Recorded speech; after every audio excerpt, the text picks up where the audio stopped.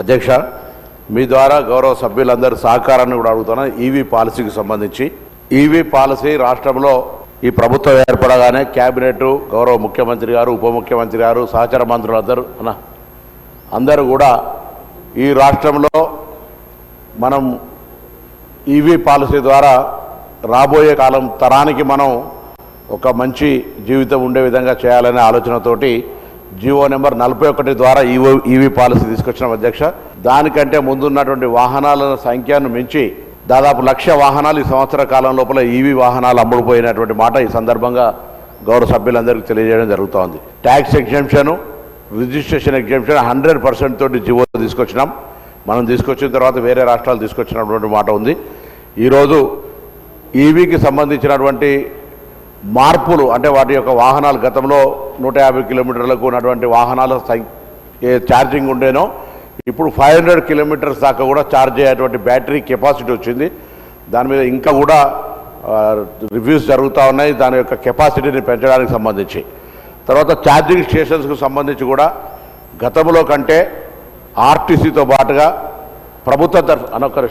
ప్రభుత్వంతో సహా అనేక కార్యాలయాలు కానీ విద్యాలయాలు కానీ గేటెడ్ కమ్యూనిటీల్లో కూడా ఛార్జింగ్ స్టేషన్స్కు ఏర్పాటు చేసే విధంగా కొన్ని చర్యలు తీసుకోబడుతున్నాయి అధ్యక్ష.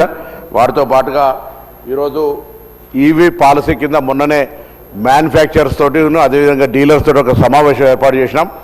అందులో కొంత ప్రోత్సాహకరంగా ప్రభుత్వం నుంచి దాదాపు 900 కోట్ల రూపాయల ట్యాక్స్ నష్టపోయినప్పటికీ ఒకటే సంవత్సరం ఎక్కడ కూడా ప్రభుత్వం కాంప్రమైజ్ కాకుండా 900 కోట్ల రూపాయల నష్టం జరిగినప్పటికీ కూడా ఈవీ పాలసీని కంటిన్యూ చేస్తూ వాళ్ళందరితోటి ఒక సమావేశం ఏర్పాటు చేసి ప్రభుత్వ ఉద్యోగులకు, తెలంగాణ రాష్ట్ర ప్రభుత్వ ఉద్యోగులందరికీ ఈవీ వాహనాలు కొంటే ఒక 20% ఎగ్జంప్షన్. ఎందుకంటే మేము వాళ్ళ సేల్స్ గణనీయంగా ఇంప్రూవ్ అయింది. వాళ్ళు గతంలో చెప్పినట్టుగా 0.03% నుంచి ఇలా నియర్ బై 0.2% దాకా కూడా ఈవీ వెహికల్ సేల్స్ గణనీయంగా పెరుగుతున్నటువంటి పరిస్థితి. కాబట్టి ఆ యొక్క వాహనాల కొనుగోలుకు సంబంధించి ప్రభుత్వ ఉద్యోగులకు ప్రత్యేకించి కొంత ప్రోత్సహించాలనే ఆలోచనతో 20% వారికి అవకాశం ఒక బెనిఫిట్ చేసే విధంగా ఇవ్వమని కంపెనీస్ అందరినీ కూడా కోరడం జరిగింది. అదేగాక గౌరవ ఉప ముఖ్యమంత్రి గారు ఇక్కడ ఉన్నారు. అనేకమైనటువంటి రెన్యూవబుల్ ఛార్జెస్, దాని తర్వాత రెడ్కో ఇతరత్ర సంస్థల ద్వారా ఎలక్ట్రిసిటీకి సంబంధించిన చర్యలు చేపట్టే సందర్భంగా నేను వారిని కోరుతా ఉన్నా. ఈరోజు రాష్ట్ర ప్రభుత్వం కానీ లేదా పాఠశాలలకు సంబంధించినటువంటి బస్సులు కానీ ఎంఎన్సీ కంపెనీలు ఫార్మా కానీ ఐటీ కానీ ఇతరత్ర కొనుగోలు చేసే సందర్భాల్లో కూడా 25% నుంచి 50% వాళ్ళ అవసరాలను బట్టి ఈవీ బస్సులు కొనే విధంగా ఒక నిర్బంధంగా వారికి ఒక విధానం తీసుకొచ్చే ప్రయత్నం చేస్తున్నాం. ఎందుకంటే ఢిల్లీ చూసిన తర్వాత ఈక్యూఐ ఎయిర్ క్వాలిటీ ఇండెక్స్ చూస్తే ఢిల్లీని చూసి ఇలా బ్యాక్టీరియా ఇవాళ పత్రికల్లో కూడా ఉంది. అక్కడ ఉండబడేటువంటి ఎయిర్ క్వాలిటీ ఇండెక్స్ తోటి బ్యాక్టీరియా కూడా ఉండి అక్కడ ఆరోగ్యాలు దెబ్బతింటా ఉన్నాయి. భారత రాజ్యాంగ వ్యవస్థ రాష్ట్రపతి గారి నుంచి మొదలు పెట్టుకుంటే ప్రధానమంత్రి మొత్తం వ్యవస్థ పార్లమెంటుతో సహా ఉన్న అక్కడ చెడిపోయిన వాతావరణాన్ని కాపాడుకోలేకపోతా ఉన్నటువంటి సందర్భంలో హైదరాబాద్ కానీ తెలంగాణ రాష్ట్రం లోపల మనం ఈ యొక్క ఎయిర్ క్వాలిటీ ఇండెక్స్ని కాపాడుకోవాలంటే ఈవీ పాలసీలు కానీ ఎల్పిజి కానీ సిఎన్జి కానీ తీసుకురావాలనే ఆలోచనతో చేస్తూ ఉన్నాం. ఆర్టీసీ పరంగా 9,000 చిల్లర బస్సులు ఉంటే పిఎం ఈ డ్రైవ్ కింద గతంలో 575 బస్సులు ఇప్పటికే తిరుగుతూ ఉన్నాయి. ఇప్పుడు మళ్ళీ 2,800 బస్సులకు సంబంధించి పిఎం ఈ డ్రైవ్ కింద వస్తూ ఉన్నాయి అధ్యక్ష. వాటితో పాటుగా కొత్తగా వరంగల్ మున్సిపాలిటీకి ఒక 100, నిజామాబాద్ మున్సిపాలిటీకి కూడా ఒక 50 బస్సులు ఒక ప్రత్యేకమైన కేంద్ర ప్రభుత్వ స్కీమ్ ద్వారా కూడా రాబోతూ ఉన్నటువంటి మాట ఈ సందర్భంగా మనవి చేస్తూ తప్పకుండా స్కూల్స్ బస్సులకు కానీ ఇతరత్ర అన్నిటితో పాటుగా ఛార్జింగ్ స్టేషన్స్ ఇంప్రూవ్మెంట్ చేయడానికి సంబంధించిన ఇష్యూలు కూడా బాగా తీసుకొని పోయేటువంటి విధంగా చేస్తాను. గౌరవ సభ్యులు వెంకటరామరెడ్డి గారు అడిగినా, పాల్వాయి హరీష్ గారు అడిగినా, ఐలయ్య గారు అడిగినా, నాగరాజు గారు అడిగినా, లేకపోతే కూనంనేని సాంబశివరావు గారు చెప్పినా తప్పకుండా నేను మీ అందరు సహకారం కోరుతా ఉన్నా. ఈరోజు మనం వాడే వాహనాలను కూడా ఈవీ వాహనాలు మనకు ఎఫిషియెంట్గా చాలా కంపెనీస్ 5 అవర్స్ 6 అవర్స్ ఉన్న 500 పైన కిలోమీటర్లు తిరిగేటువంటి విధంగా ఉండేటువంటి పరిస్థితి ఉంది అనేటువంటి మాటను ఈ సందర్భంగా మనవి చేస్తూ ఈరోజు ఉన్నటువంటి పరిస్థితుల్లో మరి జీవో నెంబర్ 41 మొత్తంగా ప్రజలు చాలా ఉపయోగించుకుంటున్నారు అధ్యక్ష. ఎక్కడ కూడా ఈవీకి సంబంధించిన విషయంలో ఈ రాష్ట్రం చాలా పాజిటివ్గా నిర్ణయం తీసుకుంటున్నటువంటి అంశాన్ని నేను ఈ సందర్భంగా మీకు మనవి చేస్తా ఉన్నాను. ప్రభుత్వం పాలసీ ఇవ్వకముందు ఉన్నటువంటి పరిస్థితికి ఇప్పటికీ చాలా డిఫరెంట్గా మారింది. అందుకే ప్రత్యేకించి ప్రభుత్వం తరఫున కూడా 25% నుంచి 50% దాకా వాహనాల ప్రొక్యూర్మెంట్ గవర్నమెంట్ కొనేటివి కూడా ఈవీ కొనాలనేటువంటి ఆలోచనతోటి ప్రభుత్వంలో చర్చ జరుగుతోంది. ప్రభుత్వ ఉద్యోగులకు ఆ కంపెనీస్ సబ్సిడీ ఇవ్వనేటువంటి అంశం కావచ్చు. ఈ విధంగా ప్రభుత్వం తరఫున వాహనాలకు సంబంధించి ఆర్టీసీ తరఫున చేస్తా ఉన్నాం. ఇవి కాక 15 సంవత్సరాలు పైబడినటువంటి వాటిని స్క్రాప్ పాలసీ తీసుకొచ్చిన అధ్యక్ష. గతంలో స్క్రాప్ పాలసీ లేదు. ఇప్పటికే దాంట్లో కూడా కేంద్ర ప్రభుత్వం ఇది ఎంవీఐ యాక్ట్ ఫెడరల్ సిస్టంలో కేంద్రము రాష్ట్రానికి సంబంధించి ఉన్న సందర్భంలో 30,000 రూపాయలను మళ్ళీ ట్యాక్స్ గ్రీన్ ట్యాక్స్ కింద కూడా పెంచడం జరిగింది. అంటే 15 సంవత్సరాలు పైబడ్డటువంటి వాళ్ళకు స్క్రాప్ చేసుకోవాలి. స్క్రాప్ చేసుకుంటే కూడా మేము ఇన్సెంటివ్ ఇచ్చే విధంగా, స్క్రాప్ చేస్తుంటే ఇన్సెంటివ్ ఇచ్చే విధంగా వాళ్ళకు స్క్రాప్ పాలసీ కింద కూడా ఇన్సెంటివ్ తీసుకొచ్చేటువంటి ఒక ప్రయత్నం జరుగుతుంది అధ్యక్ష. జీవో తీసుకొచ్చినాం. అంటే ఎవరైనా వాహనాలు 15 సంవత్సరాల పైబడ్డటువంటి వాళ్ళు పొల్యూషన్ కారణమవుతున్నప్పుడు పెనాల్టీస్తో పాటుగా పనిష్మెంట్తో పాటుగా వారికి సంబంధించి మరి ఒక పాలసీ తీసుకొచ్చి వాళ్ళకైనా బెనిఫిట్ ఇవ్వకపోతే లాభం లేదనేటువంటి స్క్రాప్ పాలసీ కూడా తీసుకొచ్చిన అధ్యక్ష. మీరు అంటున్నట్టుగా వెహికల్స్ ట్యాక్స్ ఎగ్జంప్షన్ అనేటువంటిది చాలా పెద్ద బెనిఫిట్.